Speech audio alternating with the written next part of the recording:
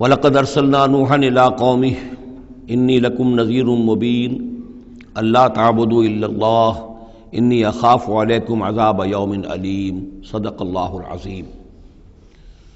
سورہ ہود میں بھی اب جیسا کہ پہلے عرض کیا جا چکا ہے 6 رکوع جو ہیں انباء الرسل پر مشتمل ہیں۔ جیسا کہ اس سے پہلے کئی مرتبہ عرض کر چکا ہوں، یہ 6 رسولوں کے حالات ہیں جو قرآن مجید میں کئی بار آئے ہیں۔ سب سے پہلے حضرت نوح علیہ السلام، پھر حضرت ہود، پھر حضرت صالح، پھر حضرت لوط، پھر حضرت شعیب اور پھر حضرت موسیٰ علیہ السلام۔ تو یہ جو نقشہ آپ کے سامنے اس وقت موجود ہے، اس سے آپ کو اندازہ ہو جائے گا کہ یہ پورا یوں سمجھیے ارض القرآن ہے۔ یہ قرآن مجید میں جن رسولوں کے حالات آئے ہیں وہ سب کے سب جو ہیں وہ اس خطے کے اندر وہ مبعوث کیے گئے۔ یہ داہنی طرف جو ہے وہ بحر جو خلیج فارس ہے، یہ خلیج فارس سیدھا اوپر اگر لکیر چلی جائے گی اور ادھر سے یہ جو بحر قلزم ہے، اس کے جو یہ اوپر جا کے 2 کھاڑیاں بن گئی ہیں، تو وہ جو ہے خلیج عقبہ آخر میں اوپر اس سے لکیر جائے گی۔ تو یہ دونوں لکیریں جہاں جا کر مل جائیں گی، وہ اس نقشے میں ابھی نظر نہیں آ رہا، ذرا نیچے کیجئے تو شاید نظر آ جائے گا۔ یہ جگہ ہے جہاں پہ وہ سرخ نشان بنا ہوا ہے، یہ علاقہ ہے جہاں کہ حضرت نوح علیہ السلام کی قوم آباد تھی، اور معلوم ہوتا ہے کہ اس وقت تک نسل انسانی صرف اسی علاقے میں تھی۔ یہیں پر عذاب آیا ہے، بہت بڑا جو طوفان آیا ہے، اور اسی سے ذرا اور اوپر چل کر شمال کی طرف پہاڑی علاقہ ہے کوہ ارارات، اور اسی میں کوہ جودی ہے۔ یہ علاقہ ہے وہ کہ جس کے اندر حضرت نوح علیہ السلام کی قوم آباد تھی۔ اس کے بعد جب وہ حضرت نوح علیہ السلام اور ان کے جو بھی بیٹے تھے وہ بچ کر جب آباد ہوئے ہیں، تو پھر ان کا ایک بیٹا جو ہے، ذرا اور نیچے بھی رکھیں، ان کا ایک بیٹا جو ہے حضرت سام، وہ عراق میں آ کر آباد ہو گئے۔ یہ جو سفید سا آپ کو نظر آ رہا ہے یہ عراق کا علاقہ ہے، یعنی اسی علاقے سے ذرا نیچے اترے اور عراق میں آباد ہو گئے۔ حضرت سام کی نسل میں پھر بہت سی قومیں پیدا ہوئی ہیں، تو انہی میں سے پھر ایک قوم ہے جو نیچے آئی ہے جزیرہ نما عرب کے بالکل جنوب میں، یہ جو علاقہ ہے یہاں پر یہ قوم یہ احقاف کا علاقہ کہلاتا ہے، اور یہاں پر قوم ہود، اس قوم کا نام عاد ہے۔ حضرت سام کی نسل ہی میں سے کوئی بہت بڑا سردار اٹھا جس کا نام عاد تھا، اور عاد کی سے پھر ایک نسل، ایک قوم شروع ہو گئی، وہ اس علاقے میں آباد تھی۔ اس کے ہاں جب شرک وغیرہ پیدا ہو گئے اور خرابیاں پیدا ہو گئیں تو اللہ تعالیٰ نے بہت سے نبی بھیجے، پھر آخر ایک رسول بھیجا، اور وہ حضرت ہود علیہ السلام ہے۔ ان کی دعوت کو رد کیا، یہ ہلاک کر دیے گئے۔ یہاں سے حضرت ہود اپنے ان ساتھیوں کو لے کر نکلے، اور عرب کے تقریباً وہ وسط میں وہ علاقہ ہجر کا علاقہ کہلاتا ہے، اس علاقے میں آ کر آباد ہو گئے۔ یہاں ان کے ہاں ایک بڑی شخصیت ابھری جس کا نام سمود تھا، تو اس سے یہ قوم سمود مشہور ہوئی ہے۔ انہوں نے میدانوں کے اندر محل بنائے، اور ساتھ ہی یہ ہے کہ جو پہاڑی علاقہ ہے بہت سخت گرینائٹ راکس ہیں، ان کو تراش کر ان کے اندر بھی مکان بنائے۔ یہ قوم سمود ہے۔ تو قوم نوح، قوم ہود، قوم سمود، یہ تینوں قومان جو ہیں حضرت ابراہیم علیہ السلام سے پہلے کی ہیں۔ اب پھر لوٹیے عراق کی طرف، عراق ہی میں جو قوم باقی رہی انہی میں حضرت ابراہیم علیہ السلام کی بعثت ہوئی ہے۔ لیکن حضرت ابراہیم علیہ السلام کے بارے میں یہ انداز جو انباء الرسل کا ہے وہ قرآن مجید میں کہیں نہیں ہے۔ یہاں پہ آپ دیکھیں گے سورہ ہود میں ان کا تذکرہ آئے گا، لیکن وہ قصص النبیین کے انداز میں تذکرہ آئے گا، انباء الرسل کے انداز میں نہیں آئے گا۔ حضرت ابراہیم یہاں سے، اور یہاں سے پھر انہوں نے ہجرت کی عراق سے اور شام چلے گئے، پورا صحرا کراس کر کے شام میں جا کر، اور وہاں سے پھر انہوں نے اپنے بیٹے کو اسحاق کو آباد کیا، وہ جو سرخ نشان نظر آ رہا ہے آپ کو، یہ فلسطین کا علاقہ ہے۔ ایک بیٹے کو حضرت اسماعیل علیہ السلام کو یہاں مکے میں لا کر آباد کیا۔ اچھا، اس اپنے بھتیجے جو حضرت لوط علیہ السلام ان کے ساتھ ہی آئے تھے، ہجرت کی تھی انہوں نے، عراق سے اور شام پہنچے تھے، ان کو بھیجا ہے بحیرہ ڈیڈ سی جو ہے، بحیرہ مردار، اس کے کنارے پر یہ شہر آباد تھے، عمورہ اور صدوم، وہاں بھیجا ہے۔ تو انباء الرسل کے ضمن میں پھر قوم سمود کے بعد ذکر آئے گا تو وہ قوم لوط کا آئے گا۔ البتہ حضرت ابراہیم علیہ السلام ہی کی ایک تیسری بیوی قطورہ، ان کی اولاد میں سے مدین نام کے بھی ایک تھے، اور ان سے جو قوم چلی قوم مدین، وہ خلیج عقبہ کے داہنی طرف جو ہے مشرق میں، یہ یہاں آباد ہوئے۔ یہ علاقہ ہے ان کا جہاں پہ کہ حضرت شعیب علیہ السلام کو بھیجا گیا، اور خلیج کے قریب لے جائیے، خلیج کے قریب اس علاقے میں یہ مدین کا علاقہ ہے۔ اس میں حضرت شعیب علیہ السلام بھیجے گئے۔ اب یہ جو سینائی پیننسولا ہے، اس کو نقشے کو ذرا ہٹائیے داہنی طرف، ادھر لے جا، ادھر داہنی طرف ہٹائیں، تو ادھر جو ہے مصر ہے، وہ دریائے نیل نظر آ رہا ہے۔ یہاں سے یوں جو ہے حضرت یوسف علیہ السلام، چونکہ اب سورہ ہود کے بعد سورہ یوسف بھی آ جائے گی، تو حضرت یوسف علیہ السلام کو جب کہ ان کے بھائیوں نے کنویں میں پھینکا ہے، اور وہ پھر قافلہ ان کو لے گیا ہے مصر، اور وہ پھر ذریعہ بن گئے پوری اس قوم کے مصر میں آنے کا، تو یہاں پھر حضرت موسیٰ علیہ السلام کی بعثت ہوئی ہے مصر میں۔ تو کل یہ علاقہ ہے کہ جن میں وہ انبیاء اور رسل جو ہیں مبعوث ہوئے ہیں کہ جن کا ذکر اکثر و بیشتر قرآن میں آتا ہے۔ لیکن جیسا کہ میں نے عرض کیا تھا، اس کا یہ مطلب نہیں ہے کہ صرف یہی رسول اور نبی آئے ہیں، دنیا میں اور بھی بہت سے نبی اور رسول آئے، لیکن قرآن میں تذکرہ انہی کا کیا گیا ہے کہ جن کا تذکرہ ان لوگوں کی اپنی روایات میں موجود تھا، جن کے ناموں سے یہ واقف تھے، لہذا انہی کے حوالے سے قرآن تو کتاب ہدایت ہے۔ ویسے تو ایک رسول کے قصے میں بھی وہ ساری ہدایت موجود ہے، اور 6 رسولوں کے قصوں میں بھی وہ ہدایت موجود ہے۔ اس حوالے سے یہ کہ سارے رسولوں کی تاریخ بیان کرنا یہ قرآن مجید کا موضوع نہیں ہے۔ آئیے اب متن کی طرف چلیے۔ وَلَقَدْ أَرْسَلْنَا نُوحًا إِلَىٰ قَوْمِهِ، اور ہم نے بھیجا نوح کو اس کی قوم کی طرف۔ إِنِّي لَكُمْ نَذِيرٌ مُّبِينٌ، انہوں نے کہا میں تمہارے لیے کھلا خبردار کر دینے والا ہوں۔ اللہ تعبدوا الا اللہ، کہ مت پوجو اللہ کے سوا کسی کو۔ انی اخاف علیکم عذاب یوم علیم، مجھے اندیشہ ہے تم پر ایک بڑے دردناک دن کے عذاب کا۔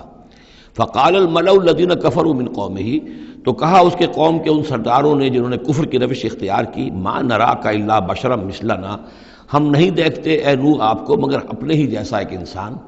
آپ کہاں سے اللہ کے رسول بن گئے، کیسے رسول بن گئے، کیسے اللہ نے چن لیا؟ آپ تو ہمارے جیسے ایک انسان ہیں۔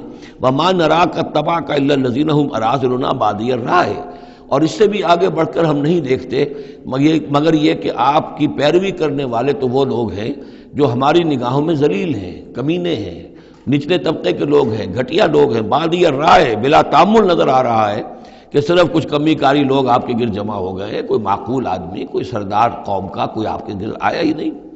وما نرا لکم علینا من فضل، اور ہمیں کوئی نظر نہیں آتا کہ آپ پر کوئی ہمارے اوپر کوئی فضیلت آپ کو حاصل ہے، آپ کو اور آپ کے ساتھیوں کو۔ بل نظنکم کاذبین، بلکہ ہمارا گمان تو یہی ہے کہ آپ جھوٹ بول رہے ہیں۔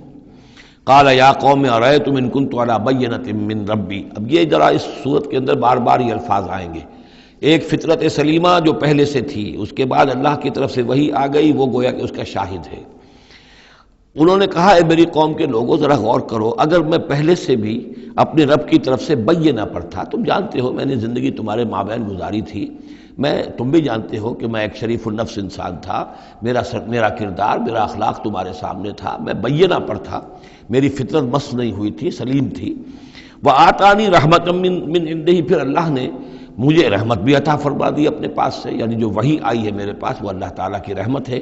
فعمیت علیکم، اور وہ چیز وہ ہے کہ جس کو تمہاری آنکھوں سے مخفی رکھا ہے۔ اب میں کیا کروں، فرشتہ میرے پاس تو آتا ہے، وہی میرے پاس آتی ہے، یہ چیز جو ہے میرے تو تجربے میں ہے، مائی پرسنل ایکسپیرینس، لیکن یہ کہ تم سے یہ چھپا رکھی گئی ہے۔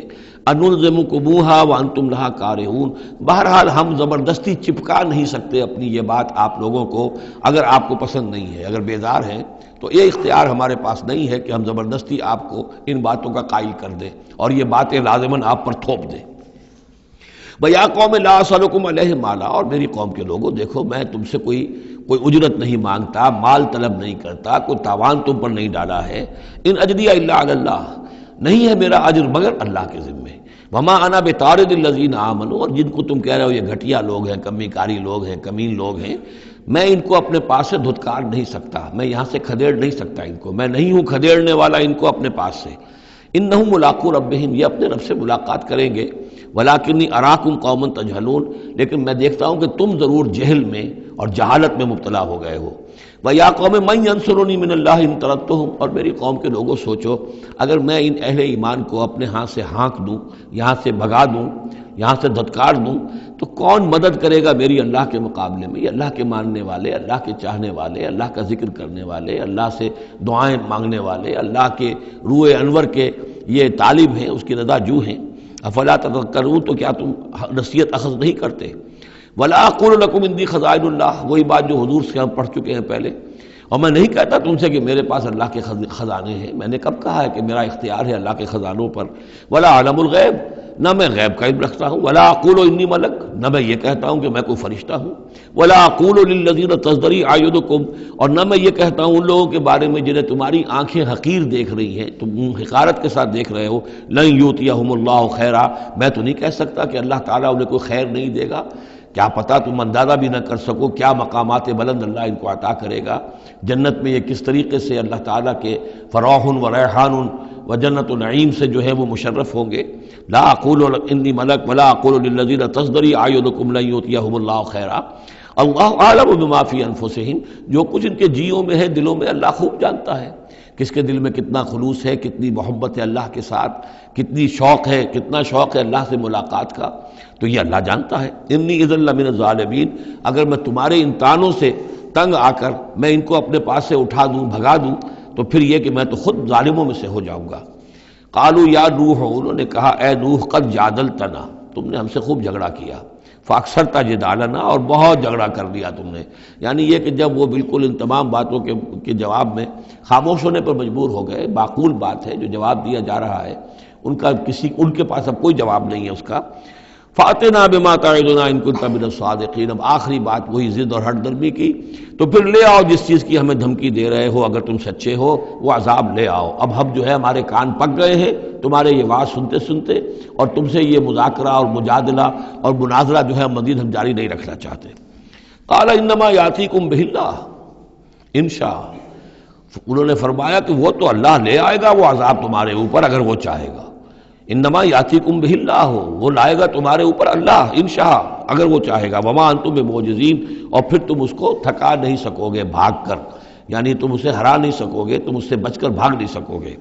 ولا ينفعکم نصحی ان اردت ان انصح لکم، اور میری نصیحت، میرا خلوص، میری خیر خواہی تمہارے حق میں کچھ مفید نہیں ہو سکتی، خواہ میں کتنا ہی تمہارا ناصح ہوں، کتنا ہی تمہارے ساتھ مخلص ہوں، نصیحت کر رہا ہوں، خیر خواہ ہوں، ان کان اللہ یرید ان یغویکم، اگر اللہ ہی فیصلہ کر چکا ہو کہ وہ تمہاری گمراہی کے اوپر اس کی مہر ثبت ہو چکی ہو، اگر اللہ تعالیٰ فیصلہ کر چکا ہے تو میری یہ سارا اخلاص اور خلوص اور دعوت اور نصیحت اور خیر خواہی اس کا کوئی نتیجہ نہیں نکلے گا۔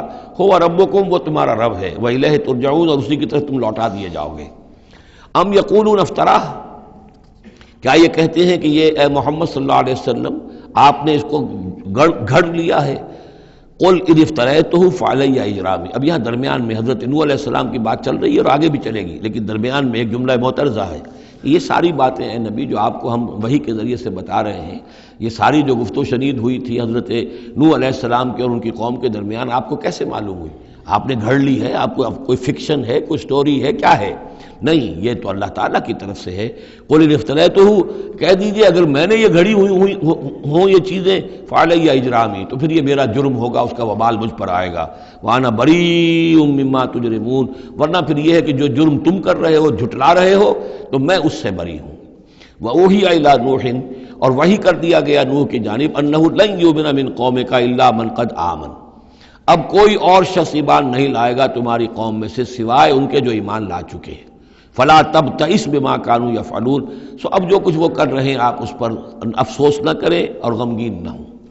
واصنع الفلک بأعیننا ووحینا، اور اب آپ کشتی تیار کیجئے، کشتی بنائیے ہماری نگاہوں کے سامنے، یعنی ہم دیکھ رہے ہیں اور ہمارے انسٹرکشنز کے مطابق، ووحینا معلوم ہوتا کہ اللہ تعالیٰ کی طرف سے ہر یعنی سٹیپ پر ان کو وحی آ رہی ہے، اور کہ اس طرح کرو، اتنی لمبی بناؤ، ایسی لکڑیاں تیار کرو، بِأَعْيُنِنَا وَوَحْيِنَا، ہماری نگاہوں کے سامنے اور ہماری ہی انسٹرکشنز کے مطابق، وحی کے مطابق۔ وَلَا تُخَاطِبْنِي فِي الَّذِينَ ظَلَمُوا، اب دیکھنا جو ظالم ہیں ان کے بارے میں مجھ سے خطاب نہ کرنا، مجھ سے دعا نہ کرنا، مجھ سے بات نہ کرنا کہ فلاں جو ہے یہ میرا عزیز ہے اور فلاں میرا رشتہ دار ہے۔ اب جو بھی ظالم ہے اس کے بارے میں تمہاری طرف سے کوئی نرم بات نہ آئے۔ انہم مغرقون، اب یہ سب کے سب غرق کیے جائیں گے۔ وَيَصْنَعُ الْفُلْكَ، اب وہ نقشہ دیکھیے آپ چشم تصور سے، خشکی پر بیٹھے ہوئے ہیں اور حضرت نوح علیہ السلام آس پاس سمندر کہیں ہے ہی نہیں اور وہ کشتی بنا رہے ہیں۔ وَيَصْنَعُ الْفُلْكَ، اور وہ بنا رہے کشتی۔ وَكُلَّمَا مَرَّ عَلَيْهِ مَلَأٌ مِّن قَوْمِهِ سَخِرُوا مِنْهُ، جب بھی ان کی قوم کے سردار ان کے پاس سے گزرتے تھے وہ مذاق اڑاتے تھے کہ معلوم ہوتا اب تک تو ہم سمجھتے تھے کہ بہرحال یہ کچھ شاید بات بنا رہا ہے، جھوٹ بول رہا ہے، کیا کر رہا ہے، اب تو معلوم ہوتا بالکل ہی مت ماری گئی، اب کوئی جو ہے ہوش ٹھکانے نہیں رہے۔ تو وہ ہنستے تھے. سخروا منہ قال ان تسخروا منا فإنا نسخر منکم کما تسخرون. حضرت نوح فرماتے تھے کہ تم اگر ہم سے اب اس تمسخر کر رہے ہو، مذاق اڑا رہے ہو، تو وہ وقت قریب آنے والا ہے کہ ہم تمہارا مذاق اڑائیں گے جیسے کہ تم مذاق اڑا رہے ہو ہمارا. فسوف تعلمون من یاتیہ عذاب یخزیہ، تو تم عنقریب جان لو گے کہ کون ہے وہ جن پر کہ عذاب آتا ہے جو ان کو رسوا کر دے گا. ویحل علیہ عذاب مقیم، اور اس پر اترے گا وہ عذاب کے جو قائم رہنے والا ہے اور دائمی ہے. حتیٰ اذا جاء امرنا وفارت تنور، یہاں تک کہ جب ہمارا حکم آ گیا اور جوش مارا تنور نے. اب یہ جو ہے جہاں تک اس کا یعنی جیوگرافیکل یا جیولوجیکل جو بھی اس کا پس منظر ہے، اس کے ضمن میں ایچ جی ویلز نے جو بات کہی ہے وہ میں آپ کو بتا دینا چاہتا ہوں. اس کا کہنا یہ ہے کہ میڈیٹرینین کا جو اس کی سطح وہ بہت بلند تھی، اور ساحل کے ساتھ ساتھ جو ہے اس کے جو مشرقی ساحل ہے اس کا جو شام کا اور فلسطین کا، تو یہاں پر جو ہے وہ اونچے پہاڑ تھے. جیسے کراچی کے بارے میں بھی کہا جاتا ہے کہ کراچی کے بعض علاقے جو ہیں وہ سطح سمندر سے نیچے ہیں، لیکن ساحل کے ساتھ ساتھ اونچا علاقہ ایسا ہے کہ جو سمندر کو روکے ہوئے. اگر کسی جگہ پر ایسا ہو تو اگر کہیں کوئی ایک سوراخ بھی ہو جائے تو یہ ایسا ہی ہے جیسے کسی بڑے بند میں سوراخ ہو جائے. اگر خدا نہ خواستہ کہیں تربیلا ڈیم میں یا کہیں کوئی اور اس طریقے کی بات ہو جائے تو پھر جو تباہی آئے گی اس کا آپ اندازہ کر لیجئے. تو ان کا کہنا یہ ہے کہ وہ سیلاب جو آیا ہے تو میڈیٹرینین میں وہ جو اس کا ساحلی علاقہ تھا اس میں سے کہیں وہ راستہ نکلا ہے پانی کا اور پھر سمندر آیا ہے، اور وہ سمندر جو ہے پورے مڈل ایسٹ کے علاقے کے اوپر جو ہے اس کے اوپر وہ پانی سمندر کی شکل بن گیا ہے. یہ ہے ان کی تعویل. اس لیے کہ تاریخی طور پر اور طبقات الارض کا جو علم ہے وہ بتاتا ہے کہ اس پورے علاقے میں ایک بہت بڑے وسیع پیمانے پر فلڈ کے آثار موجود ہیں. وہ آثار جو ہیں وہ ایسے ہیں کہ اس پورے علاقے کے اندر وہ فلڈ آیا تھا، اور اس کی یہ توجیہ ہے جو وہ لوگ کرتے ہیں.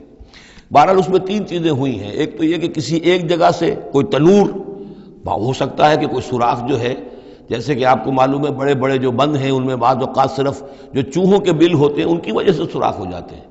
نہروں کے کناروں میں جو بند ٹوٹتا ہے نہر کا، تو کہیں کوئی چوہوں نے کوئی سوراخ کیا ہوتا، اس میں سے پانی بہنا شروع ہوا اور نہر ٹوٹ گئی. اسی طریقے سے ہو سکتا ہے کہ کسی تنور کے اندر سے پہلی مرتبہ پانی نکلا ہو. پھر یہ کہ زمین کے بھی اللہ تعالیٰ نے جو ہے وہ کھول دیے سوتے، اور آسمان سے بھی پانی برسا. تو یہ پانی جو ہے زمین کا اور آسمان کا پھر مل گیا، اور اس طریقے سے وہ عظیم جو ہے سیلاب آیا جس سے کہ وہ پوری قوم ہلاک ہو گئی. اور وہ کشتی جو ہے وہ بہت عرصے تک تیرتی رہی اس سمندر کے اوپر، اور پھر ہوتی ہوئی وہ کوہ ارارات میں اس کی جو ایک چوٹی ہے جودی، اس پر جا کر ٹک گئی. واللہ عالم. ابھی اس پر مزید ضرورت ہے اصل میں کام کرنے کی. ویسے یہ خبریں بھی ہیں کہ بعض اوقات کوئی کشتی نما چیز دیکھی گئی ہے.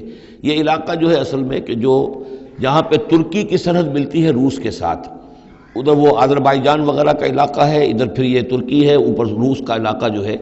تو اس میں ادھر سے راستہ جو ہے بہت دشوار گزار ہے، چڑھ نہیں سکتے. روس کی طرف سے راستہ ہے، اس کی چوٹیوں پر بعض پائلٹس نے کہیں دیکھا ہے اور خبر دی ہے کہ کوئی بہت بڑی کشتی قسم کی شے جو ہے وہ کسی چوٹی کے اوپر رکھی ہوئی ہے. اور قرآن مجید چونکہ بار بار کہتا ہے کہ ہم اسے برقرار رکھیں گے، ایک وقت آئے گا کہ وہ لوگوں کے لیے ایک نشانی بن کر ظاہر ہوگی، تو اس سے معلوم ہوتا ہے کہ وہ کشتی اب بھی وہاں پر موجود ہے اور انسان جو ہے اس تک رسائی حاصل کرے گا.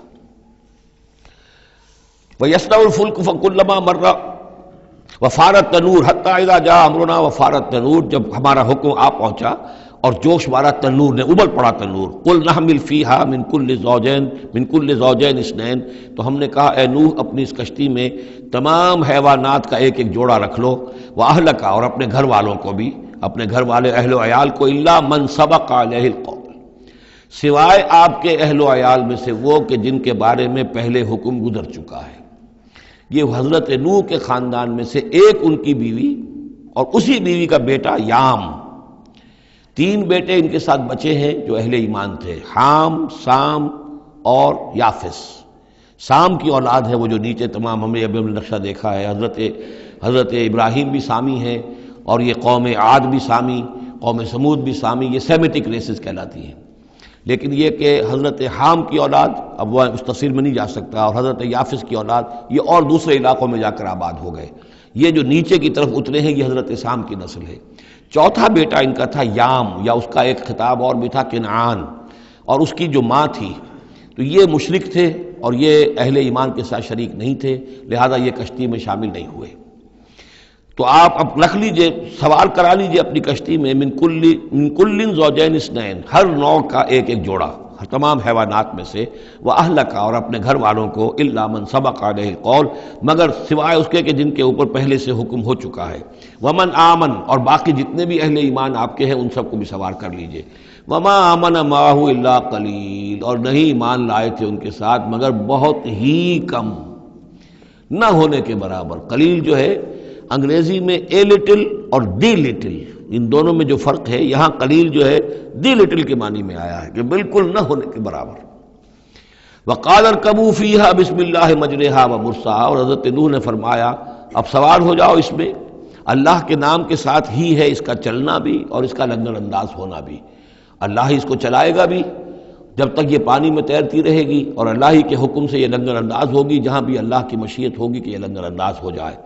ان ربی لغفور الرحیم، یقین میرا رب غفور الرحیم ہے۔ وہی تجری بہم فی موج کالجبال، اب وہ کشتی چل رہی تھی ان کو لے کر موجوں میں، اور موجیں پہاڑ پہاڑ جیسی موجیں۔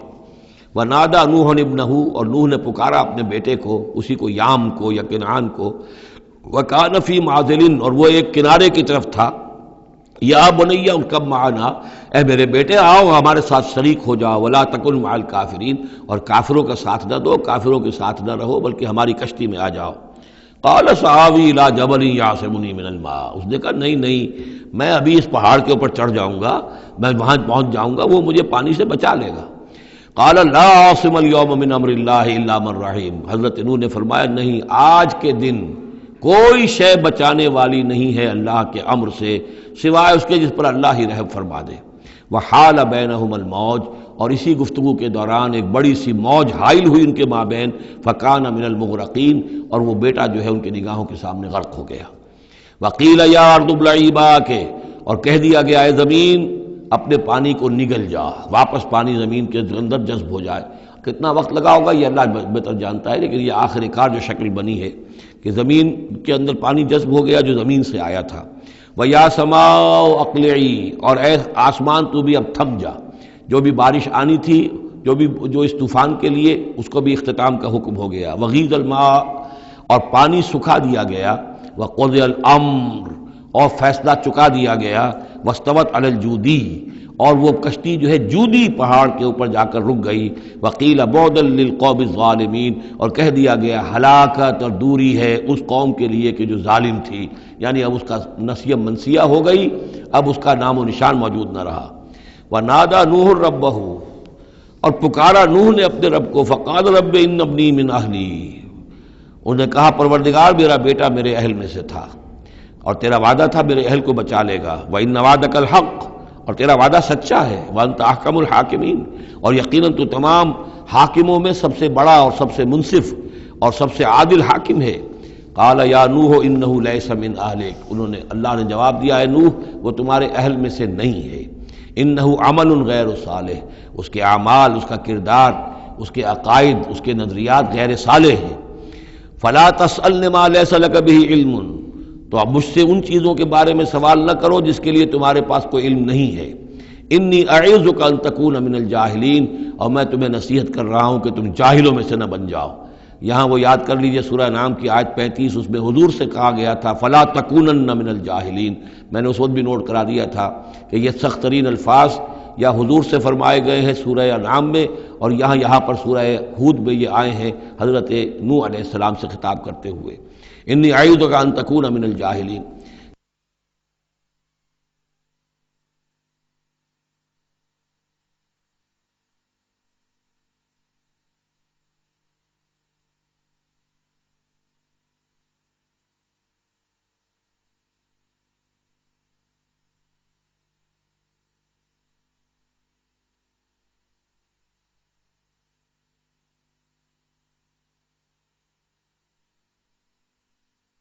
سنت اس کو تسلیم نہیں کرتے، اس کی وجہ یہ ہے کہ جو قاعدہ دیا گیا ہے سورہ نور میں وہ یہ ہے کہ اللہ تعالیٰ صالح لوگوں کے لیے بیویاں بھی دیکھ دیتا ہے، اور جو خبیثات للخبیثین والخبیثون للخبیثات والطیبات للطیبین والطیبین للطیبات، تو یہ چیزیں جو ہے اس کے چونکہ خلاف جاتا ہے، اس لیے یہ کہ صرف مشرک ہونے کی حد تک کہ یہ مشرک تھے باپ ماں بیٹا، اس لیے جو کٹے رہے تو اسی پر اہل سنت کا اجماع ہے۔ قال رب انی اعوذ بک ان اسألک ما لیس لی بہ علم، حضرت نوح نے عرض کیا پروردگار میں تیری پناہ طلب کرتا ہوں اس سے کہ میں تجھ سے ایسی بات کا سوال کروں جس کے لیے کہ میرے پاس کوئی علم نہیں ہے، وَإِلَّا تَغْفِرْ لِي وَتَرْحَمْنِي، اور اگر تو نے مجھے معاف نہ فرما دیا اور رحم نہ فرمایا، اکم من الخاسرین، تو میں تو ہو جاؤں گا خسارہ پانے والوں میں۔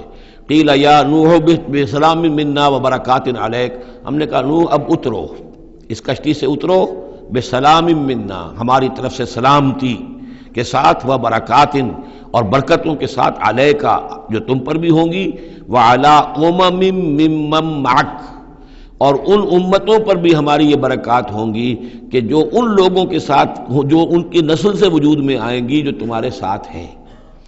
تو گویا کہ نسل انسانی بعد میں عام خیال یہی ہے کہ حضرت نوح علیہ السلام کے 3 بیٹوں ہی سے چلی ہے، باقی اگر کچھ لوگ تھے بھی ان کے ساتھ تو وہ ایسے تھے کہ جن کی کوئی نسل آگے نہیں چلی ہے، بلکہ یہ دنیا کی جو نسلیں اس وقت دنیا میں ہیں نوع انسانی، وہ یہ حضرت یافس، حضرت حام اور حضرت سام کی نسل ہی سے ہیں۔ یہ خیال ہے، واللہ عالم، یقین کے ساتھ نہیں کہا جا سکتا، ویسے میرا اپنا رجحان بھی اسی طرف ہے۔ حضرت یافس کی اولاد جو ہے وہ یہ جو پہاڑی علاقہ ہے، جیسا کہ ابھی آپ نے نقشے میں دیکھا تھا، اس سے اوپر جو ہے یہ سینٹرل ایشیا کے پہاڑ ہیں، اس پہاڑ کو کراس کیا انہوں نے، اور وہ جو پھر میدانی علاقہ ہے روس کا، اور اس کی طرف سے ہوتے ہوتے وہ سیرائے گوبی سے ہوتے ہوئے چین کا، تو حضرت یافس کی اولاد ادھر پھیل گئی ہے، یورپ سے لے کر اور چائنا تک، یہ سب یافس کی نسل ہے۔ حضرت حام کی اولاد مشرق اور مغرب میں چلی گئی، اسی پہاڑی سلسلے کے دامن میں ہوتی ہوئی، ایک شاخ ان کی ایران ہوتے ہوئے بھارت چلی گئی، انڈیا چلی گئی، سندھ اور ہند، اور ایک شاخ جو ہے سینائی پیننسولا کراس کر کے یہ سوڈان اور مصر چلی گئی۔ یہ ہے حضرت حام کی نسل میں سے۔ یہ عام طور پر جو ہمارے پرانے ماہرین انساب ہیں ان کا کہنا یہ ہے۔ انہی میں سے معلوم ہوتا ہے کہ جو یہ یورپین ہیں، جو کہ انڈو ایرانین جو کہلاتے ہیں ایرینز، تو یہ ایرینز جو ہے یہ سب حضرت حام کی اولاد میں سے معلوم ہوتے ہیں۔ ان میں سے گریکس بھی ہیں، اور ان میں رومنز بھی ہیں، اور ان میں جرمنز بھی ہیں۔ باقی جو ہے نسلیں جو ہیں یہ اینگلو سیکسنز، یہ ہیں حضرت یافسی کے نسل سے، جو اوپر سے جا کر اور یہ اسکینڈینیوین کنٹریز سے ہو کر پھر نیچے اترے ہیں یورپ کی طرف۔ تو یہ جو ناردرنرز کہلاتے ہیں، دی نارڈک ریسز، شمالی اقوام جو ہے، اینگلو سیکسنز ان میں سے ہیں، لیکن جو مشرقی یورپ کی یہ اقوام ہیں، یہ اصل میں یہ بھی آریائی نسل جو ہے حضرت حام کی نسل میں سے، واللہ عالم۔ تو یہاں وہ الفاظ آ گئے تھے، قال یا نوح اہبط بسلام منا وبرکات علیک وعلی امم ممن معک، ان امتوں اور قوموں پر بھی سلامتی اور برکات جو ان میں سے ہوں گی جو تمہارے ساتھ ہیں، تمہارے ساتھ جو اس کشتی میں سوار ہیں، وَأُمَمٌ سَنُمَتِّعُهُمْ، اور کچھ اور قومیں بھی ہوں گی، فرقے ہوں گے جنہیں ہم کچھ سامان دیں گے دنیا کا، ثُمَّ يَمَسُّهُم مِّنَّا عَذَابٌ عَلِيمٌ، اور پھر ان کے اوپر ہماری طرف سے ایک بڑا زبردست عذاب آئے گا، جیسے کہ پھر قوم ہود پر اور قوم صالح پر آیا ہے۔ تِلْكَ مِنْ أَنْبَاءِ الْغَيْبِ نُوحِيهَا إِلَيْكَ، یہ غیب کی خبروں میں سے ہے جو وحی کر رہے ہیں ہم آپ کی جانب اے محمد صلی اللہ علیہ وسلم۔ وَمَا كُنْتَ تَعْلَمُهَا أَنْتَ وَلَا قَوْمُكَ، اور نہیں جانتے تھے آپ ان کو، نہ آپ نہ آپ کی قوم ان سے واقف تھی، من قبل هذا، اس سے پہلے، فَاصْبِرْ، تو اے نبی صبر کیجئے، ان العاقبۃ للمتقین، یقیناً آخری انجام جو ہے وہ بھلا ہوگا اہل تقوی ہی کا۔ وَإِلَىٰ عَادٍ أَخَاهُمْ هُودًا، یہ سام کی نسل کی ایک شاخ جو نیچے اتری ہے اور یہ پہنچ گئی ہے جزیرہ نماء عرب کے تقریباً جو ساؤدرن ڈیزرٹ ہے جو آج کا، اس کے اندر، اور عاد کی قوم کی طرف ہم نے بھیجا اخاہم ہودا، ان کے بھائی ہود کو، قال یا قوم اعبدوا اللہ ما لکم من الہ غیرہ ان انتم الا مفترون، انہوں نے کہا میری قوم کے لوگوں تمہارا کوئی الہ اللہ کے سوا نہیں ہے، اور یہ باقی تم نے نام گھڑ لیے ہیں، کوئی اور معبود نہیں ہے، کسی کی حقیقت نہیں ہے۔ یا قوم لا اسألکم علیہ اجرا، اور میری قوم کے لوگوں میں تم سے کوئی اجر کا طالب نہیں ہوں، ان اجری الا علی الذی فطرنی، نہیں ہے میرا اجر مگر اسی کے ذمے جس نے مجھے پیدا فرمایا، افلا تعقلون، تو کیا تم عقل سے کام نہیں لیتے؟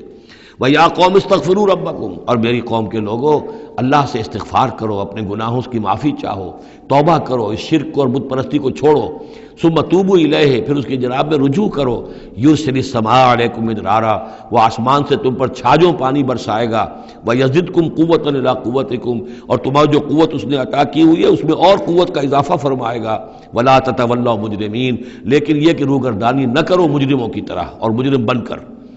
قالوا یا ہود ما جئتنا ببینہ، انہوں نے کہا کہ اے ہود دیکھو تم کوئی ہمارے پاس سند لے کر نہیں آئے، کوئی معجزہ لے کر نہیں آئے، وما نحن بتارکی آلہتنا عن قولک، اور ہم نہیں ہیں اپنے معبودوں کو چھوڑنے والے صرف تمہارے کہنے سے، وما نحن لک بمؤمنین، اور ہم نہیں ہیں تمہاری بات ماننے والے، ان نقول الا اعتراک بعض آلہتنا بسوء، ہم تو یہی کہتے ہیں، اس کے سوا اور کچھ نہیں ہمارا خیال، کہ ہمارے بعض معبودوں کی جو تم نے کوئی گستاخی کی ہے، ان کی نفی کی ہے، تو ان کی طرف سے تمہیں کوئی تکلیف پہنچ گئی ہے، یعنی تمہارا دماغی توازن ٹھیک نہیں رہا ہے، کوئی آسیب تمہیں ہو گیا ہے، تم پر پھٹکار پڑی ہے ہمارے بعض معبودوں کی۔ قال انی اشہد اللہ واشہدوا، حضرت ہود نے فرمایا دیکھو میں اللہ کو گواہ کر کے کہہ رہا ہوں اور تم بھی گواہ رہو، انی بریء مما تشرکون، کہ جن کو تم شریک ٹھہرا رہے ہو میں ان سے بری ہوں، بیزار ہوں، میرا ان سے کوئی تعلق نہیں۔ وہی بات جو حضرت ابراہیم نے فرمائی تھی کہ مجھے ان کا کوئی خوف نہیں، من دونہ ہی، اس کے سوا تم جو شرک کر رہے ہو، فکیدونی جمیعا، تو تم سب کے سب مل کر میرے خلاف جو چاہو کارروائی کر لو، کیدونی، جو چالیں چلنی چاہے چل لو، ثم لا تنظرون، مجھے کوئی مہلت نہ دو، انی توکلت علی اللہ ربی و ربکم، میں نے تو توکل کیا ہے اپنے رب پر، اللہ پر جو میرا بھی رب ہے اور تمہارا بھی رب ہے، ما من دابۃ الا هو آخذ بناصیتها، نہیں ہے کوئی بھی جاندار مگر یہ کہ اس کی پیشانی جو ہے اللہ ہی کے ہاتھ میں ہے۔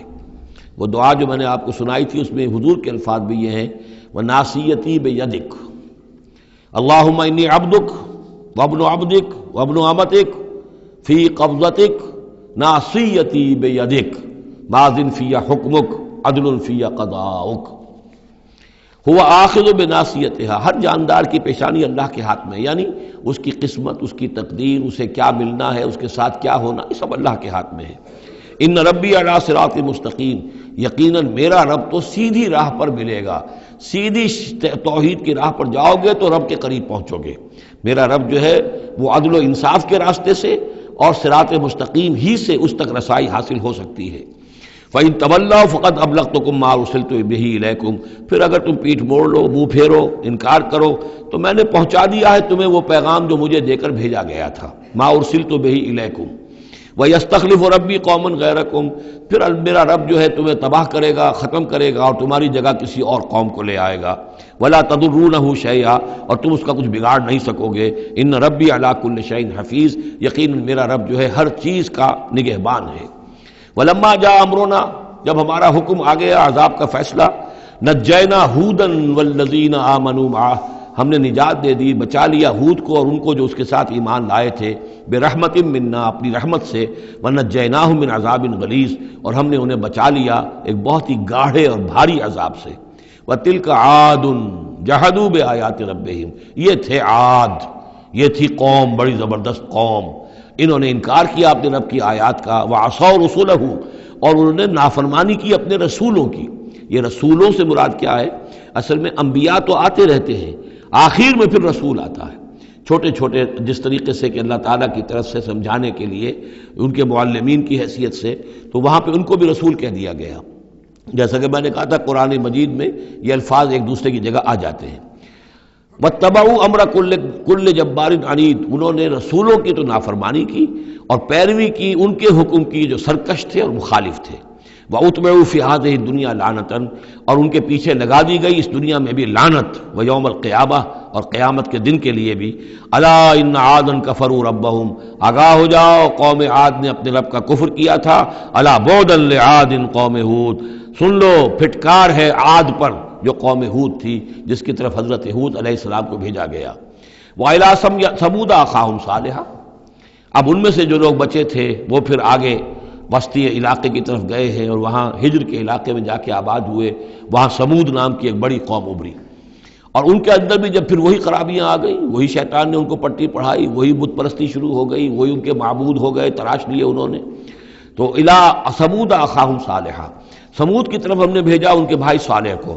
قال یا قوم اعبدوا اللہ ما لکم من الہ غیرہ، انہوں نے فرمایا کہ اے میری قوم کے لوگوں، اللہ کی بندگی کرو، تمہارا کوئی معبود اس کے سوا نہیں ہے. ہوا انشاکم من الارض، اس نے تمہیں زمین سے اٹھایا ہے، ابھارا ہے، بنایا ہے زمین سے. واستعمرکم فیہا، اور اس میں تم کو آباد کیا ہے. فاستغفروہ، تو اس سے استغفار کرو، اس سے اپنے گناہ بخشواؤ. ثم توبوا الیہ، اور پھر اس کی جانب میں رجوع کرو. ان ربی قریب مجیب، یقین میرا رب قریب ہے اور دعا کا قبول کرنے والا ہے. قالوا یا صالح قد كنت فینا مرجوا، انہوں نے کہا ہے صالح تم سے تو ہماری بڑی امیدیں وابستہ تھی. ظاہر بات ہے کہ ایک شخص جو ہے جس کو اللہ چنتا تھا اپنے اخلاق میں، سمجھ میں، فہم میں، فطانت میں وہ ممتاز ہوتے تھے، تو ہم سمجھتے تھے تم آباء و اجداد کا نام روشن کرو گے. یہ تم نے کیا کیا؟ تم نے تو کہنا شروع کر دیا کہ آباء و اجداد کے جو طریقے ہیں یہ غلط ہیں، ان کا دین غلط ہے، ان کے عقیدے غلط ہیں، ان کے یہ معبود جن کو ہمارے آباء و اجداد پوجتے آئے ان کی کوئی حقیقت نہیں. ہم توقع کرتے تھے کہ تم قوم کا نام روشن کرو گے، تم آباء و اجداد کے لیے عزت کا، ان کے لیے مزید جو ہے دنیا کے اندر ان کے ناموری کا سبب ذریعہ بنو گے. قالوا یا صالح قد كنت فینا مرجوا، تم سے تو ہمیں بہت سی امیدیں تھی قبل ھذا، اس سے پہلے.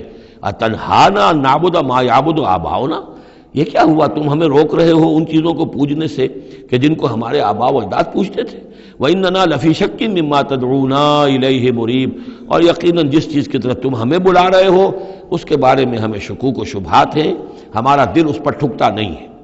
قَالَ يَا قَوْمِ أَرَأَيْتُمْ إِن كُنتُ عَلَىٰ بَيِّنَةٍ مِّن رَّبِّي، وہی بات انہوں نے کہی، اے میری قوم کے لوگوں سوچو، اگر میں پہلے سے بھی اپنے رب کی طرف سے بینہ پر تھا، میری فطرت سلیم تھی، تم دیکھتے تھے کہ میں تمہارے درمیان ایک اچھا آدمی تھا، صاف ستھرا کردار رکھنے والا انسان تھا، میری فطرت صالح تھی. وَآتَانِي مِنْهُ رَحْمَةً، اور اللہ نے پھر مجھے اپنے پاس سے رحمت عطا کر دی. اب وہی آ گئی، نبوت عطا کر دی گئی. فَمَن يَنصُرُنِي مِنَ اللَّهِ إِنْ عَصَيْتُهُ، تو اب اگر میں اللہ کی نافرمانی کروں تو مجھے کون بچائے گا اللہ سے؟ کون اس کی پکڑ سے مجھے بچا سکے گا؟ فما تزیدوننی غیر تقصیر، تو تم تو اضافہ نہیں کرو گے میرے لیے مگر خسارے کے اندر. تم چاہتے ہو کہ میں اپنی اس چیز کو چھوڑ کر اور آباء و اجداد کا نام لوں اور ان کے معبودوں کو پوجنا شروع کر دوں، تو تم تو میری تباہی کے در پہ ہو. وَيَا قَوْمِ هَٰذِهِ نَاقَةُ اللَّهِ لَكُمْ آیَةٌ، اور دیکھو میری قوم کے لوگوں، یہ اللہ کی اونٹنی ہے، تمہارے لیے ایک نشانی ہے. فَذَرُوهَا تَأْكُلْ فِي أَرْضِ اللَّهِ، اسے چھوڑے رکھو، یہ چرتی رہے اللہ کی زمین میں، جہاں چاہے جہاں سے چاہے کھائے. وَلَا تَمَسُّوهَا بِسُوءٍ، اور دیکھنا کسی برے ارادے سے اس کو ہاتھ نہ لگانا. فَيَأْخُذَكُمْ عَذَابٌ قَرِيبٌ، تو پھر تمہیں آ پکڑے گا وہ عذاب کہ جو اب دور نہیں ہے، قریب ہی ہے. فَعَقَرُوهَا، تو انہوں نے اس کی کونچیں کاٹ ڈالی، اس کو ہلاک کر دیا. فَقَالَ تَمَتَّعُوا فِي دَارِكُمْ ثَلَاثَةَ أَيَّامٍ، حضرت صالح نے فرمایا کہ اچھا ٹھیک ہے، اب تم اپنے گھروں کے اندر جو بھی کھانا پینا ہے، رچنا بسنا ہے، تین دن تک رہ لو اور بس لو. ذالک وعد غیر مکذوب، یہ وہ وعدہ ہے کہ جو جھوٹا ثابت نہیں ہوگا. فلما جاء امرنا، تو جب ہمارا وہ فیصلہ آ گیا، ہماری بات آ گئی، ہمارا حکم پہنچ گیا. نجینا صالحا والذین آمنوا معه، ہم نے نجات دی صالح کو بھی اور ان لوگوں کو جو ان کے ساتھ ایمان لائے تھے، برحمت منا، اپنی خاص رحمت سے. ومن خزی یومئذ، اور اس دن کی رسوائی سے اللہ ہم نے انہیں بچا لیا. ان ربک هو القوی العزیز، یقیناً آپ کا پروردگار زور والا ہے، زبردست ہے. وَأَخَذَ الَّذِينَ ظَلَمُوا الصَّيْحَةُ، اور ان ظالموں کو، مشرکوں کو، کافروں کو پکڑ لیا ایک ہولناک آواز نے، ایک چنگھاڑ آئی. فَأَصْبَحُوا فِي دِيَارِهِمْ جَاثِمِينَ، تو وہ اپنے گھروں کے اندر اوندھے پڑے رہ گئے. كَأَن لَّمْ يَغْنَوْا فِيهَا، ایسے ہو گئے جیسے کبھی یہاں آباد تھے ہی نہیں، کبھی یہاں کوئی رہتا تھا ہی نہیں. أَلَا إِنَّ ثَمُودَ كَفَرُوا رَبَّهُمْ، آگاہ ہو جاؤ، سمود نے اپنے رب کا کفر کیا. الا بعدا لثمود، آگاہ ہو جاؤ، پھٹکار ہے سمود پر. وَلَقَدْ جَاءَتْ رُسُلُنَا بِإِبْرَاهِيمَ بِالْبُشْرَىٰ، اب یہاں حضرت ابراہیم کا ذکر آ رہا ہے. میں نے کہا تھا کہ 3 رسول پری ابراہمک، نوح، ہود، صالح. 3 رسول کو ہم کہہ سکتے پوسٹ ابراہمک، اگرچہ ان میں سے ایک جو ہیں وہ ہم عصر ہیں. حضرت لوط حضرت ابراہیم علیہ السلام ہی کے بھتیجے ہیں، انہی پر ایمان لائے تھے، ان کے ساتھ ہی انہوں نے ہجرت کی تھی. پھر ان کے بعد شعیب، وہ بھی حضرت نوح حضرت ابراہیم کی نسل سے ہیں. پھر جو بھی بنی اسرائیل تھے ان میں موسیٰ بھیجے گئے، وہ بھی حضرت ابراہیم کی نسل سے ہیں. آخری رسول محمد صلی اللہ علیہ وسلم وہ بھی ابراہیم کی نسل سے ہیں. لیکن یہ کہ ان میں سے 3 کا ذکر کرنے کے بعد اب ابراہیم کا ذکر ہو رہا ہے. یہاں سورہ انعام میں وہاں جو پہلا جوڑا تھا حضرت ابراہیم کا ذکر وہ اس انباء رسل میں سے بالکل نکال کر لے گئے تھے اور وہ قصص النبیین کے انداز میں سورہ انعام میں آ گیا تھا۔ یہاں اس جوڑے میں فرق یہ ہے کہ حضرت ابراہیم کا ذکر بھی یہاں شامل کر دیا گیا، لیکن فرق وہی ہے، یہ وہ انباء رسل کا نہیں، حضرت نوح، حضرت ہود، حضرت صالح، حضرت لوط، حضرت شعیب کے انداز میں ذکر نہیں ہے، بلکہ ایک انداز ہے کہ حضرت لوط علیہ السلام جن شہروں کی طرف بھیجے گئے تھے اور اس کی وہاں پہ بسنے والوں نے ان کی بات ماننے سے انکار کیا، تو جو عذاب الہی لے کر جو فرشتے آئے تھے جنہیں بھیجا گیا تھا، وہ پہلے آئے حضرت ابراہیم کے ہاں، اور وہاں حضرت اسحاق کی ولادت کی انہوں نے خوشخبری دی حضرت سارہ کو۔ بس یہ ایک واقعہ بیان کیا درمیان میں، ورنہ اصل مسئلہ جو ہے وہ حضرت لوط کا شروع ہوگا۔ انباء الرسل کے اعتبار سے جو معاملہ ہے وہ حضرت لوط کا واقعہ ہے۔ وَلَقَدْ جَاءَتْ رُسُلُنَا إِبْرَاهِيمَ بِالْبُشْرَىٰ، اور ہمارے فرشتادے، ہمارے ایلچی فرشتے ہمارے بھیجے ہوئے آئے ابراہیم کے پاس بشارت دینے کے لیے۔ قالوا سلاما، انہوں نے آ کر کہا سلام۔ قال سلام، حضرت ابراہیم نے بھی سلام کا جواب سلام سے دیا۔ فما لبث ان جاء بعجل حنیذ، تو پھر ذرا بھی دیر نہ کی، فوراً گئے اور ایک تلا ہوا بچڑا ان کی ضیافت کے لیے لا کر سامنے رکھ دیا۔ فلما رأى أيديهم لا تصل إليه، تو جب انہوں نے دیکھا کہ ان کا تو ہاتھ آگے بڑھ ہی نہیں رہا، اس بچڑے کا گوشت کھانے کے لیے آمادہ ہی نہیں ہے، نکرہم، تو اب وہ کچھ کھٹکے دل میں کہ یہ ہیں کون۔ اس زمانے میں رواج یہ ہوتا تھا کہ دشمن جب آتے تھے کسی کو قتل کرنے کے لیے تو اس کا نمک نہیں چکھتے تھے، نمک خوار ہو جائیں گے تو پھر کیسے قتل کریں گے۔ تو ایک تو اندیشہ یہ ہوا کہ یہ کسی برے ارادے سے آئے ہیں جو میری یہ ضیافت قبول نہیں کر رہے۔ نکرہم واوجس منہم خیفہ، اور ان کے دل میں، حضرت ابراہیم کے دل میں ان کی طرف سے ایک خوف پیدا ہو گیا۔ قالوا لا تخف، انہوں نے کہا نہیں آپ ڈریے نہیں، انا ارسلنا الی قوم لوط، اصل میں تو اللہ کے ہم فرشتے ہیں، بھیجے گئے ہیں قوم لوط کی طرف، اب وہ آخری فیصلہ اس کا جو ہے وہ ہمیں چکانا ہے۔ وامرأتہ قائمۃ فضحکت، ادھر کہیں حضرت سارہ بھی پیچھے کہیں کھڑی ہوئی ہوں گی پردے کے پیچھے، وہ اس پر ہنس پڑی۔ مطلب یہ کہ حضرت ابراہیم کی جو حالت انہوں نے دیکھی کہ میرا شوہر خوفزدہ ہو گیا تھا، تو اس کے اوپر کچھ ان کا معاملہ ہوا، فضحکت، وہ ہنسی۔ فبشرناہا باسحاق، تو ہم نے انہیں بشارت دی اسحاق کی، یعنی فرشتوں نے ان کو بشارت دی اسحاق کی۔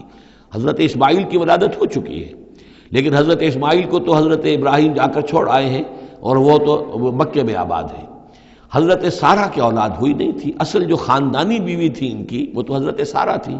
حضرت ہاجرہ جو ہیں وہ تو بادشاہ مصر نے ان کی خدمت میں ان کو پیش کیا تھا، اسی لیے ان کو لونڈی بھی کہہ دیتے ہیں، یہ حالانکہ وہ شہزادی تھی، وہ بادشاہ کے ہاں شاہی خاندان کی خاتون تھی ہاجرہ سلام علیہا، لیکن یہ کہ یہ یہودی کہتے ہیں کہ وہ تو لونڈی تھی، کنیز تھی۔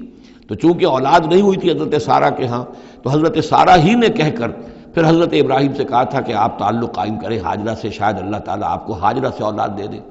لیکن جب وہ اولاد ہو گئی حضرت اسماعیل، تو پھر وہ جو عورت کی ایک فطرت ہے اور مزاج ہے، تو ان کے لیے کھلنے لگی یہ بات کہ مجھے اللہ نے اولاد نہیں دی۔ اب ظاہر بات ہے کہ حضرت ابراہیم کی توجہ زیادہ ہو گئی ہوگی حضرت ہاجرہ کی طرف، اپنے بیٹے کی طرف، تو پھر وہ ذریعہ بن گیا کہ انہوں نے کہا کہ انہیں چھوڑ کر آؤ، اور اللہ کے حکم سے حضرت ابراہیم نے حضرت ہاجرہ کو اور حضرت اسماعیل کو وہاں بیت اللہ کے پاس، یا بیت اللہ جہاں بعد میں تعمیر ہونا تھا اس کی صرف بنیادیں اس وقت تھیں لیکن کوئی نشان اور نہیں تھا، وہاں چھوڑ دیا۔ اب یہاں جو ہے اولاد ہو رہی ہے، ان کی بشارت دی جا رہی ہے، تو حضرت اسحاق چھوٹے ہیں حضرت اسماعیل سے۔ فضحکت فبشرناہا باسحاق ومن وراء اسحاق یعقوب، اور یہ بھی کہا کہ پھر اسحاق کے بعد اسحاق کے ہاں ایک بیٹا ہوگا یعقوب، وہ بہت ہی ہمارے ہاں اس کا درجہ بہت بلند ہوگا، یعنی بیٹے کی بشارت پھر پوتے کی بشارت۔ قالت یا ویلتا آلد وانا عجوز وہذا بالی شیخا، انہوں نے کہا ہائے میری خرابی، کیا اب میں جنوں گی جبکہ میں ہو چکی ہوں نہایت بوڑھی، اور میرا یہ شیخ جو ہے، میرا یہ جو شوہر ہے یہ بھی شیخ ہے، یہ بھی ضعیف ہے، بوڑھا ہو چکا ہے۔ ان ھذا لشیء عجیب، یہ تو بڑی عجیب بات جو آپ بتا رہے ہیں، یہ خوشخبری مجھے دے رہے ہیں اس بڑھاپے کی عمر میں کہ میرے ہاں بیٹا ہوگا۔ قالوا اتعجبین من امر اللہ، ان فرشتوں نے کہا کہ کیا آپ تعجب کرتی ہیں اللہ کے معاملے میں؟ اللہ کا فیصلہ ہے، اللہ جیسے چاہے پیدا کرے، ہم اللہ کی طرف سے خوشخبری دے رہے ہیں، اپنی طرف سے نہیں دے رہے۔ رحمت اللہ وبرکاتہ علیکم اہل البیت، اے نبی کے گھر والوں تم پر اللہ کی رحمت ہو، اس کی برکتیں ہوں۔ اب یہاں اہل البیت کو سمجھ لیجئے کس کے لیے ہے؟ حضرت سارہ کے لیے ہے۔ اہل بیت رسول ازواج مطہرات ہیں، ان کی ایکسٹینشن ہے جو حضور نے کہا ہے اللہم ہؤلاء اہل بیتی، اے اللہ یہ بھی میرے اہل بیت ہیں۔ حضرت فاطمہ، حضرت علی، حضرت حسن، حضرت حسین، وہ بھی اہل بیت میں یہ ایکسٹینشن ہے۔ اہل بیت اصلاً نبی کی بیوی، یہاں پر کس کے لیے آ رہا؟ حضرت سارہ کے لیے۔ گھر والے، ہم کہتے بھی ہیں گھر والے، گھر والے کون ہوتے ہیں؟ گھر والی تو بیوی ہوتی ہے۔ قالوا اتعجبین من امر اللہ رحمۃ اللہ وبرکاتہ علیکم اہل البیت انہ حمید مجید، یقیناً اللہ حمید ہے اور مجید ہے، بہت بزرگ ہے، بڑائیوں والا ہے، اور اپنی ذات میں ستودہ صفات ہے۔ فلما ذهب عن ابراہیم الروع، جب ابراہیم کا خوف جاتا رہا، وجاءت البشریٰ، اور یہ بشارت پہنچ گئی، ان کے لیے خوشی کی بات تھی کہ اب سارہ کے ہاں بھی اللہ تعالیٰ بیٹا عطا کرے گا۔ یجادلنا فی قوم لوط، اب اس نے جھگڑنا شروع کر دیا ہم سے قوم لوط کے بارے میں۔ یہ مجادلہ جو ہے یہ تورات میں بڑی تفصیل سے آیا ہے کہ دیکھو تم جو جا رہے ہو، اگر اس شہر کے اندر، ان بستیوں کے اندر 50 آدمی بھی راست باز ہوں گے تو کیا کرو گے؟ کیا پھر بھی ہلاک کر دو گے؟ فرشتوں نے کہا نہیں، اگر 50 آدمی وہاں ہوئے، اگر راست باز ہوئے تو ہم ہلاک نہیں کریں گے۔ اچھا دیکھو، میری کوئی حیثیت نہیں ہے، میں بہت ناچیز ہوں، لیکن میں پھر جرأت کرتا ہوں، میں اللہ سے عرض کرتا ہوں کہ اچھا ہو سکتا ہے 40 ہوں وہاں پر، تو پھر اچھا 40 بھی ہوئے تو پھر ہم ان کو بھی پھر چھوڑ دیں گے، بستیوں کے اوپر عذاب نہیں آئے گا۔ ہوتے ہوتے 5 پہ آ گئے، جس پہ کہ آخر میں کہا گیا کہ اے ابراہیم چھوڑو اب اس بات کو، اب یہ تیرے رب کا فیصلہ آ چکا۔ وہاں ایک بھی نہیں ہے، تم 5 کی بات کر رہے ہو۔ وہاں تو سوائے حضرت لوط علیہ السلام کے خود اور ان کی 2 بیٹیوں کے اور کوئی بھی نہیں تھا کہ جو ان شہروں میں سے بچا ہو۔ تو یجادلنا فی قوم لوط، اب وہ قوم لوط کے بارے میں ہم سے جھگڑنے لگے، یعنی چونکہ وہ حلیم الطبع تھے، طبیعت میں نرمی تھی، وہی جو حضور کی طبیعت میں بھی تھی، حضرت ابوبکر کی طبیعت میں بھی تھی، اس وجہ سے انہوں نے کہا کہ عذاب سے بچنے کی کوئی شکل ہو سکے۔ ان ابراہیم لحلیم اواہ منیب، 3 الفاظ جمع کر دیے گئے۔ یقیناً ابراہیم بہت ہی حلیم بھی تھا، بہت ہی نرم دل تھا، اور بہت ہی اللہ کی جناب میں رجوع کرنے والا تھا۔ یا ابراہیم عارض عن ھذا، تو اب کہا گیا ان سے کہ ابراہیم اب چھوڑیے، اب اس بات سے آپ ذرا قطع تعلق کیجئے۔ انہ قد جاء امر ربک، یہ تو اب آپ کے رب کا فیصلہ آ چکا ہے۔ وَإِنَّهُمْ آتِيهِمْ عَذَابٌ غَيْرُ مَرْدُودٌ، اب ان پر وہ عذاب آ کر ہی رہے گا جسے لوٹایا نہیں جا سکے گا۔ وَلَمَّا جَاءَتْ رُسُلُنَا لُوطًا سِیءَ بِهِمْ وَضَاقَ بِهِمْ ذَرْعًا، تو جب آئے ہمارے یہ فرشتادے بھیجے ہوئے، ہمارے یہ پیغامبر، یہ فرشتے لوط کے پاس، سِیءَ بِهِمْ، کہ وہاں پر یہ بھیجے گئے تھے بہت خوبصورت لڑکوں کی شکل میں، اور ان کے ہاں جو تھا معاملہ، آپ کو معلوم ہے کہ جو عبرت پرستی ان کے ہاں تھی اور جو سوڈمی تھی، تو یہ لڑکے خوبصورت آ گئے تو اس قوم کے لیے، تو ان کے لیے جشن ہو گیا کہ ہمارے لیے شکار آ گئے ہیں بہت اچھے، لوط کے ہاں بڑے عمدہ شکار پہنچے ہیں، لہذا وہ سب غول کے غول اب آ رہے ہیں، حضرت لوط علیہ السلام کے گھر پر چڑھائی کر رہے ہیں۔ تو جب ہمارے یہ فرشتادہ، ہمارے یہ جو نوجوان لڑکوں کی شکل میں جن کو بھیجا گیا تھا فرشتوں کو، وہ جب پہنچے حضرت لوط کے پاس، سِیءَ بِهِمْ، وہ ان کو دیکھ کر بہت غمگین ہوا کہ یہ بڑا میرے لیے، وَضَاقَ بِهِمْ ذَرْعًا، ان کا دل بڑا تنگ ہوا، وَقَالَ هَذَا يَوْمٌ عَصِیبٌ، اور انہوں نے کہا یہ تو میرے لیے بڑا سختی کا دن آ گیا ہے، میرے پاس اتنی طاقت نہیں ہے کہ میں ان بدبختوں کا مقابلہ کر سکوں، اپنے ان مہمانوں کو ان کی دستبرد سے میں بچا سکوں۔ اور وہ لوگ جو ہیں جانتے تھے جس قسم کی خبیث ان کی تباہی ہو چکی تھی کہ وہ کسی اپیل اور کسی دلیل سے بعد آنے والے نہیں ہیں، تو اس سے ان کے دل کے اندر جو ہے وہ ایک عجیب کیفیت پیدا ہوئی۔ سِیءَ بِهِمْ وَضَاقَ بِهِمْ ذَرْعًا وَقَالَ هَذَا يَوْمٌ عَصِیبٌ وَجَاءَهُ قَوْمُهُ يُهْرَعُونَ إِلَیْهِ، اور اب آئی اس کی قوم اس کے پاس والہانہ دوڑتی ہوئی، بڑے خوشی سے ناچتے ہوئے آ رہے ہیں کہ آج تو ہمارے لیے جو ہے وہ بہت ہی عمدہ شکار پہنچ گیا ہے۔ وَمِن قَبْلُ كَانُوا يَعْمَلُونَ السَّیِّئَاتِ، اور وہ پہلے ہی سے ان گندے کاموں کے اندر ملوث تھے۔ قَالَ يَا قَوْمِ هَؤُلَاءِ بَنَاتِي هُنَّ أَطْهَرُ لَكُمْ، حضرت لوط نے فرمایا کہ دیکھو میری قوم کے لوگوں، میری بیٹیاں موجود ہیں، وہ تمہارے لیے بہت پاکیزہ ہیں۔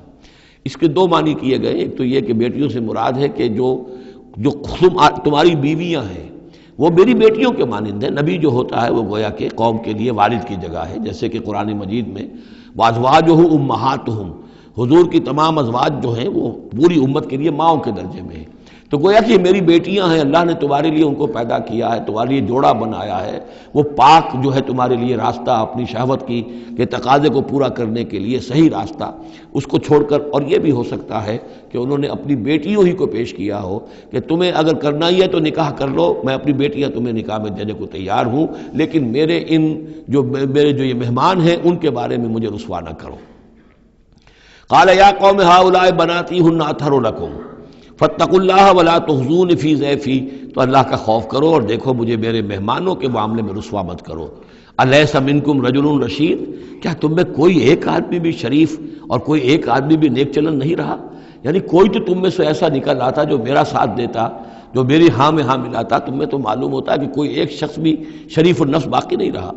قالوا لقد علمت ما لنا فی بناتک من حق، انہوں نے کہا کہ اے لوط تمہیں خوب معلوم ہے تمہاری بیٹیوں پر ہمارا کوئی حق نہیں ہے۔ اس سے معلوم ہوتا ہے وہ دوسری ہی بات ہی زیادہ راجح ہے۔ وَإِنَّكَ لَتَعْلَمُ مَا نُرِيدُ، اور تم خوب جانتے ہو جو ہم چاہتے ہیں، یعنی باتیں مت بناؤ، ہماری توجہ جو ہے ادھر ادھر لے جانے کی کوشش نہ کرو، تم جانتے ہو ہم جو چاہتے ہیں، جس کے لیے ہم حاضر ہوئے ہیں، جس کے لیے ہم پہنچے ہیں۔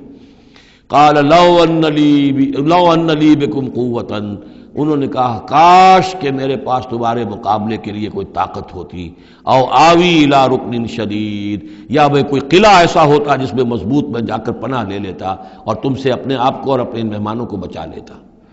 یہاں ہے اصل میں حضور صلی اللہ علیہ وسلم کی ایک حدیث میں الفاظ آئے ہیں، یرحم اللہ لوطا لقد کان یاوی الی رکن شدید، اللہ تعالیٰ رحم فرمائے لوط پر، وہ ایک مضبوط قلعے میں تھے، اللہ تعالیٰ کی حفاظت تو انہیں حاصل تھی، لیکن یہ کہ اس وقت جو صورت بن گئی تھی ان کے لیے، جیسے جب جادوگروں نے جو اپنے انچھر پھینکے تھے اور وہ بھی بن گئے تھے فرعون کے دربار میں، وہ بھی شکل اختیار کر لی تھی انہوں نے سانپوں کی، تو حضرت موسیٰ پر بھی وقتی طور پر خوف طاری ہو گیا تھا۔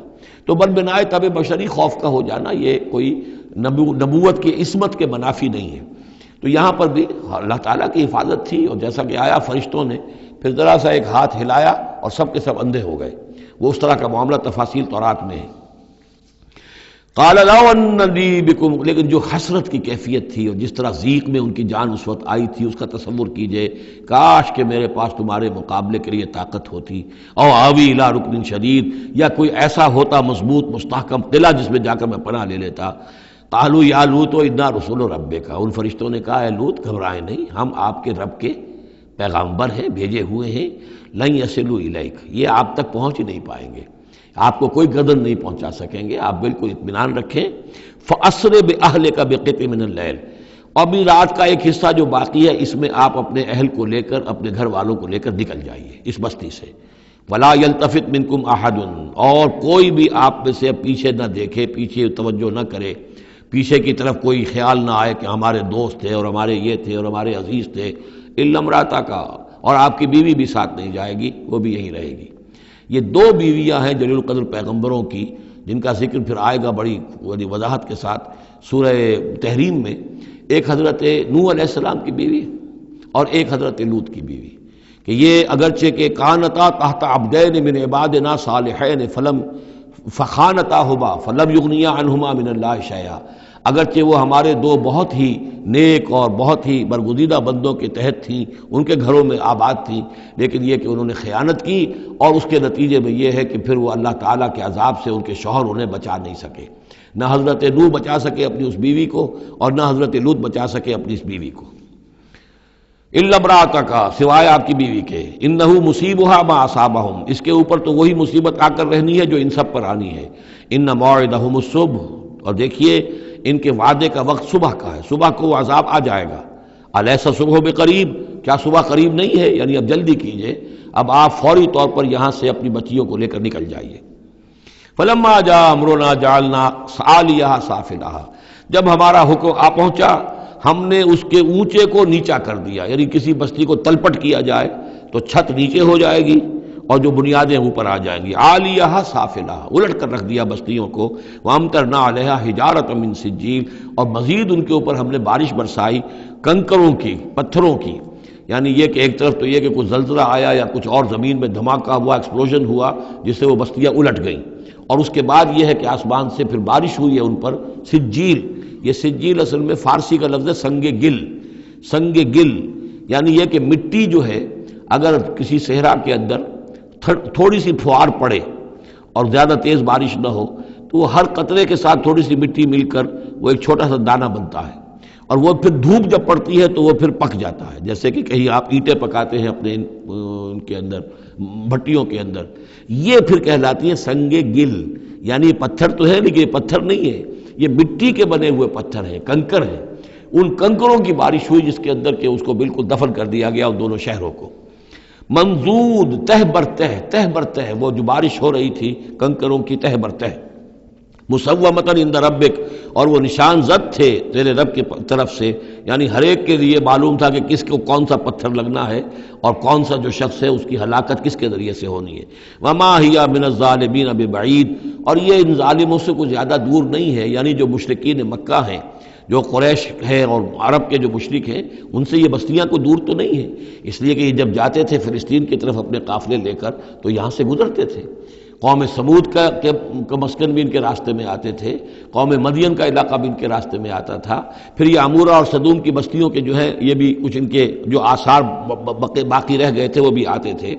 وَإِلَىٰ مَدْيَنَ أَخَاهُمْ شُعَيْبًا، اور مدین کی طرف ہم نے بھیجا ان کے بھائی شعیب کو۔ میں بتا چکا ہوں یہ بنی قطورہ میں سے ہیں مدین، اور پھر ان سے جو ایک قوم بڑی بنی وہ آ کر خلیج عقبہ کے داہنی طرف جو ہے یہ علاقے کے اندر آباد ہو گئی، اور یہ انٹرسیکشن ہے، روڈز کا کراس روڈ ہے۔ قافلے جو جنوب سے شمال کو جاتے تھے یمن سے شام کو، اور شام سے یمن کو، وہ گزرتے تھے شمالاً جنوباً، اور قافلے جو عراق سے آتے تھے اور مصر کو جاتے تھے وہ گزرتے تھے شرقاً غرباً۔ اس طریقے سے یہ جو ہے انٹرسیکشن تھا ان قافلوں کا، تو یہاں بڑی خوشحالی ہوئی، کاروبار چمکے ان کے، لیکن اس قوم کے اندر پھر وہ خرابیاں آئیں جو ہم پڑھ چکے ہیں سورہ اعراف میں، کم تولنا، کم ناپنا، رہزنی کرنا، جھوٹ بولنا، دھوکہ دینا، یعنی شرک کے علاوہ۔ وَإِلَىٰ مَدْيَنَ أَخَاهُمْ شُعَيْبًا، اور مدین کی طرف ہم نے بھیجا ان کے بھائی شعیب کو۔ قَالَ يَا قَوْمِ اعْبُدُوا اللَّهَ مَا لَكُم مِّنْ إِلَٰهٍ غَيْرُهُ، انہوں نے بھی یہی کہا کہ اے میری قوم کے لوگو اللہ کی بندگی کرو، تمہارا کوئی الہ نہیں ہے اس کے سوا۔ وَلَا تَنقُصُوا الْمِكْيَالَ وَالْمِيزَانَ، اور نہ کم رکھو پیمانوں کو اور نہ ہی میزان تول کو۔ إِنِّي أَرَاكُمْ بِخَيْرٍ، میں تمہیں دیکھ رہا ہوں کہ آسودہ حال ہو، اللہ نے تمہیں آسودہ حال کیا ہے۔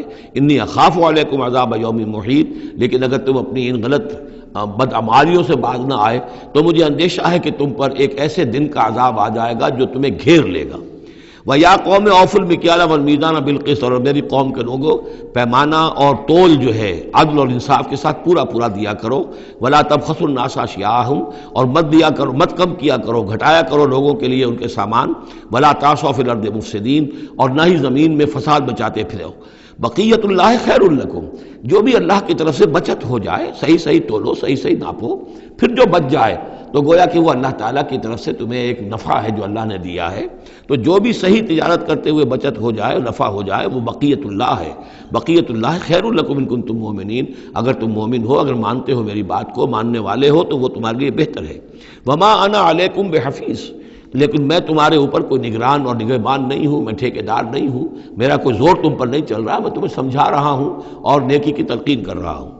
قالوا یا شعیب وصلاتک تأمرک ان نترک ما یعبد آباؤنا، انہوں نے کہا اے شعیب کیا تمہاری نماز تمہیں اس بات کا حکم دیتی ہے کہ ہم چھوڑ دیں ان کو کہ جن کو پوجتے تھے ہمارے آباء و اجداد؟ اگرچہ حضرت شعیب کی گفتگو میں تذکرہ نہیں ہے، لیکن یہ کہ وہ کامن مرض جو ہے، مشترک مرض، بیماری، وہ تو موجود تھا، یعنی وہ شرک۔ او ان نفعل فی اموالنا ما نشاء، یا یہ تمہاری نماز جو ہے تمہیں روکتی ہے، حکم دیتی ہے اس بات کا کہ ہم اپنے مال میں جو چاہے نہ کر سکیں۔ ہمارا مال ہے، یہ جو آج بھی دنیا میں تصور ہے، سیکریڈ رائٹ آف اونرشپ، میرا مال ہے میں جو چاہوں کروں، اسی سے پھر وہ ساری خرابیاں پیدا ہوتی ہیں۔ مال آپ کا ہے، اللہ کی امانت ہے، آپ کے پاس ہے، مالک اللہ ہے، لیکن اس میں اللہ کے حکم کے مطابق تصرف کرنا ہے۔ یہاں کوئی سیکریڈ رائٹ آف اونرشپ نہیں ہے۔ یو آر ٹرسٹیز، یہ امانت چند روزہ نزد ماست، در حقیقت مالک ہر شے خداست۔ یہ تو چند دن کی ایک امانت ہے تو ہمارے پاس جو ہے، ورنہ حقیقت میں تو مالک حقیقی ہر شے کا اللہ ہے۔ تو جب انسان مالک اپنے آپ کو سمجھتا ہے فی اموالنا، تو پھر ما نشاء، جو ہم چاہیں گے کریں گے۔ اور نفعل فی اموالنا ما نشاء، تو تم ہمیں روکنا چاہتے ہو اس چیز سے۔ تمہاری نماز اور دینداری جو ہے، اس نے تمہیں یہی سکھایا ہے کہ ایک تو ہمارے معبودوں سے ہمیں برگشتہ کرو، اور دوسرے یہ کہ ہمیں یہ کہو یہ کرو یہ نہ کرو، ہمارے مال ہیں، ہم جیسے چاہیں گے اس کے اندر معاملہ کریں گے۔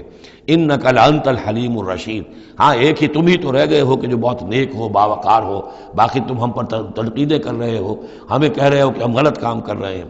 قال یا قوم ارأیتم ان کنت علی بینۃ من ربی، انہوں نے وہی بات فرمائی میری قوم کے لوگوں، سوچو اگر میں پہلے سے بھی اپنے رب کی طرف سے بینہ پر تھا، میری فطرت صحیح تھی، میرا کردار صحیح تھا، میں تمہارے ہاں ایک نیک انسان کی حیثیت سے معروف تھا، جیسے حضور الصادق الامین کی حیثیت سے متعارف تھے، وَرَزَقَنِي مِنْهُ رِزْقًا حَسَنًا، اور اللہ تعالیٰ نے اور اپنے پاس سے مجھے اچھا رزق دیا ہے، وحی آئی ہے، نبوت مجھے مل گئی ہے، وَمَا أُرِيدُ أَنْ أُخَالِفَكُمْ إِلَىٰ مَا أَنْهَاكُمْ عَنْهُ، اور میں یہ ہرگز نہیں چاہتا کہ جس چیز سے تمہیں میں روک رہا ہوں، تمہیں اس سے روک کر میں خود وہی کام کرنے لگوں۔ ان اريد الا الاصلاح، میں نہیں چاہتا سوائے اصلاح کے، مستطاعت ہو، جتنا بھی میرے امکان میں ہو، وما توفیقی الا باللہ، اور میری توفیق تو ہے تو اللہ ہی کی طرف سے ہے، جو بھی میرے اندر ہمت ہے، جو بھی استقامت ہے، اور جو بھی مجھ سے کام بن رہا ہے وہ اللہ کی طرف سے ہے۔ علیہ توکل، تو میں نے اسی پر توکل کیا ہے، وإلیہ انیب، اور اسی کی طرف میرا رجوع کرنا ہے۔ بارک اللہ لی ولکم فی القرآن العظیم ونفعنی وإیاکم بالآیات والذکر الحکیم۔